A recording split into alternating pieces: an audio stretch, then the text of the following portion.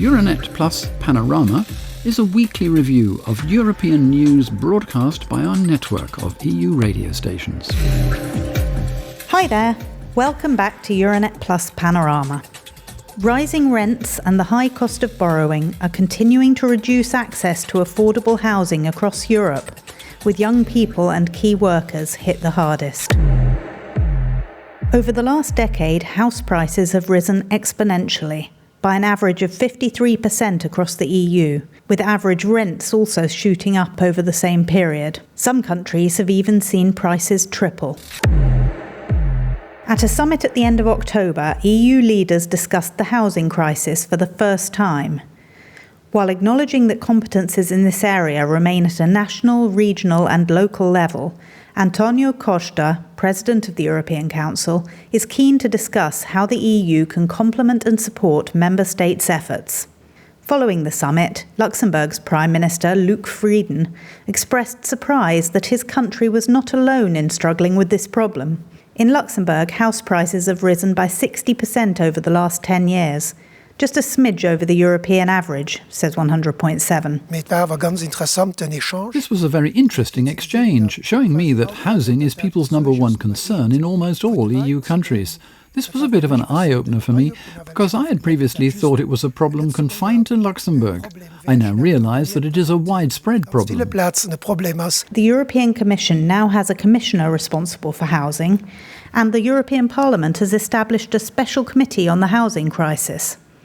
Its brief is to develop policy recommendations, together with experts, stakeholders and citizens, for decent, sustainable and affordable housing across Europe. Meanwhile, the Commission is working on its plan for affordable housing, which it's due to present in mid-December. This proposal will draw on the conclusions of the EU Council, with member states keen to ensure that they retain sufficient room for manoeuvre. The general idea is to use EU initiatives and funding instruments to strengthen national efforts to provide, build and renovate affordable, accessible, safe and sustainable housing, and to fight homelessness. According to Eurostat, over 35% of Greek citizens' household income was used to meet housing costs in 2024. This was the highest national average in the EU. Ilias Papageorgiadis is the CEO of More Consulting. The Greek investor, analyst and consultant specialises in real estate across southeastern Europe. Our colleagues at Sky ask him why it is that a country with one of the highest home ownership rates in the EU is now experiencing one of the bloc's most severe housing crises. I don't think any country has truly managed to stabilise its housing market. The core problem is the same everywhere. People are flocking to major cities from the rest of the country, and large numbers of foreigners want to live there too. In Greece, this is combined with two additional problems that don't exist elsewhere in Europe. First, we have hundreds of thousands of empty homes, both privately owned and properties held by the state or by banks. Second, we have very low purchasing power according to Eurostat data, which means that rent represents a much higher share of disposable income compared with other countries. That's why the housing problem here feels even more acute. A report released by the European Council in October reveals that Lisbon, Barcelona and Madrid are the EU cities where citizens spend the highest percentage of their income on rent.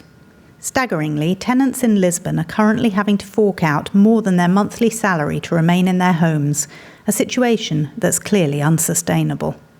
João Duque, economist and president of the Lisbon School of Economics and Management, outlines the key factors underlying this situation in a recent interview with Renascença. Factors that are mirrored in many other European cities. This is greatly exacerbated by a shortage of supply, high construction and reconstruction costs, expensive financing and pressure from external demand. Many people have been looking to move to Lisbon to live and find housing. All of this means that housing prices have been under a lot of pressure. And, in fact, we earn little. We have all the ingredients in place for this result. Homes across Europe have become so expensive that if you don't own one already, it will be challenging to afford the down payment on one in pretty much any major European city.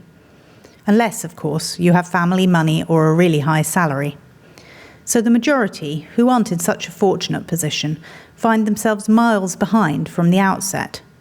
Or at least this is the view of Cody Hochstenbach, an associate professor of urban geography at the University of Amsterdam. This housing expert tells the Europeans how the cost of housing is only serving to keep wealth concentrated in the hands of the most fortunate few. The top 10% of Dutch population owns about 40% of all housing wealth, and the bottom 50%, so the bottom half, doesn't own any housing wealth. This is quite a stark inequality, right? That the top 10% has 40% and the bottom 50% has nothing at all. He goes on to point out that homeowners spend a much lower share of their income on housing than renters do, which only perpetuates the rich-poor divide. The haves will continue to have, as they can also give their children a leg up onto the property ladder, while the have-nots, well, suffice to say, they never will have. In Lithuania, various models are now under consideration to make it easier for people to get on the housing ladder. For many years, housing policy in this Baltic country was almost non-existent, says Zhinu Radias. Recently, though, politicians have been making increasing noise about the difficulties faced by citizens wanting to purchase a home. Yet Algirdas Sisas, a Social Democrat MP, believes that this focus on making everyone a homeowner is a major mistake, and that housing policy should instead prioritise accessible solutions for those who cannot or don't want to buy a home. The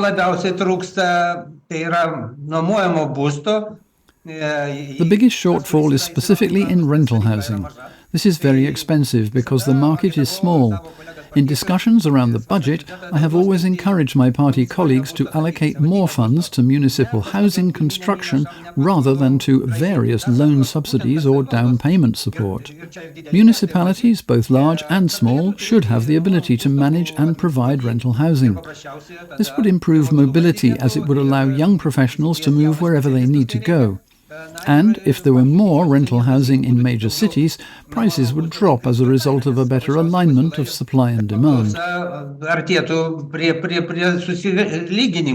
Cody Hochstenbach can't help but agree. So I think we should invest in affordable rental housing, but I think we should also start thinking seriously about taxing the wealth tied up in home ownership, getting rid of all these advantages that we have in place for homeowners. Yet Felipe Santos, director of the Católica Lisbon School of Business and Economics, cautions against focusing on public housing, which he does believe is important, at the expense of high-end housing.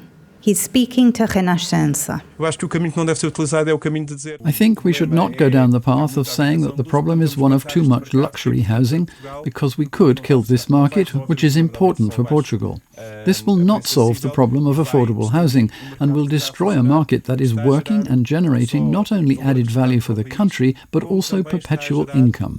Let us not forget that municipal property tax is paid on the property value of housing. So, a creative measure, in my opinion, would be to increase this tax in the luxury segment, channeling the additional revenue into public investment in affordable housing.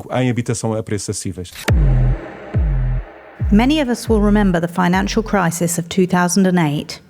Mortgage payments shot through the roof at the same time as people were being laid off from work. And while Europeans were losing their homes, the governments were bailing out the banks and slashing social support. Juha Kahila at Housing First in Finland tells the Europeans about how his government, at the height of this financial crisis, took the brave decision to invest 270 million euros over 10 years into making sure that every single Finn had an affordable home.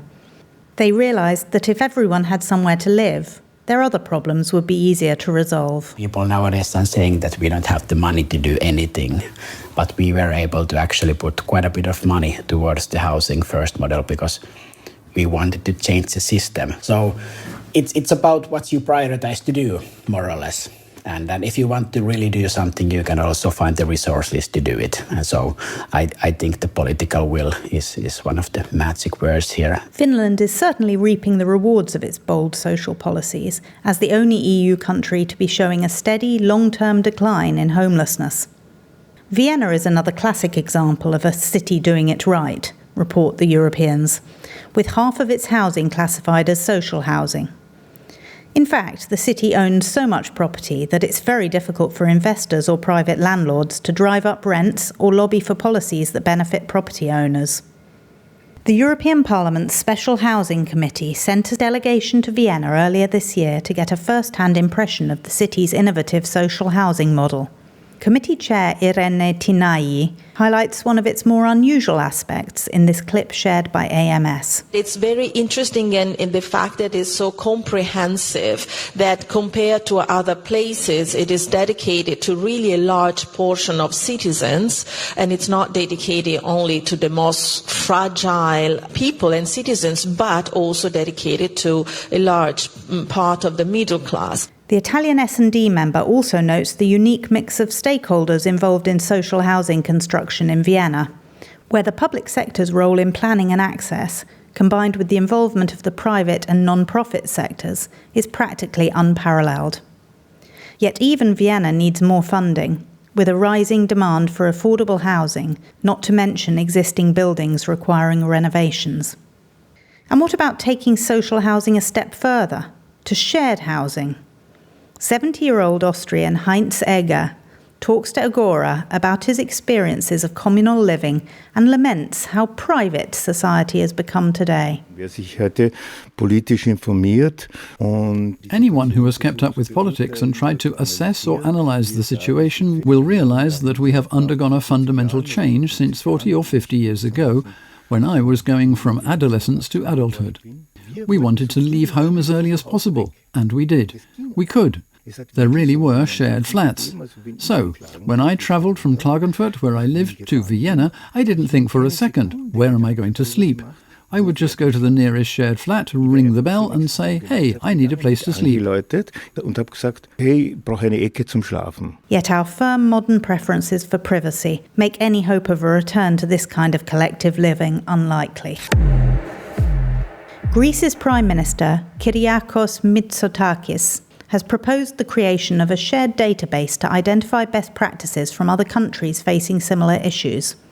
He also, adds Sky, wants to see the expansion of EU financial tools to tackle the housing crisis. Indeed, surely European funds have an important role to play in shaping a stable housing policy, with the Recovery and Resilience Facility, the NSRF co-financing facility, and InvestEU all available to support investments in affordable housing. Yes, replies our Greek expert Ilias Papageorgiadis, but it's vital to strike the right balance between social support and other EU priorities. The biggest problem we have is not these funds, but the new strict restrictions on private construction that may be imposed in the coming years. And if this happens in Greece, if we are forced to ensure that all new private buildings have zero energy consumption, or if, for example, buildings that are currently rented out are required to undergo 2 or 3 levels of energy-efficient upgrades, then we will find ourselves in a far worse situation than the already bad one we face today. Indeed, we must not forget the climate crisis in all of this.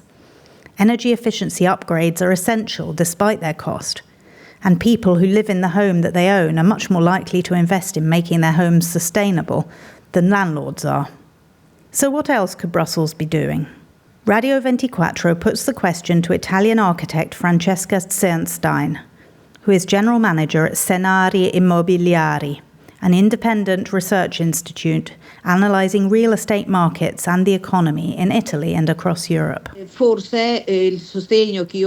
Perhaps the support that I think would be most important of all, beyond helping those who are truly in need, would be to support the industry so that it can succeed in providing a product that is sufficient in terms of both quantity and quality.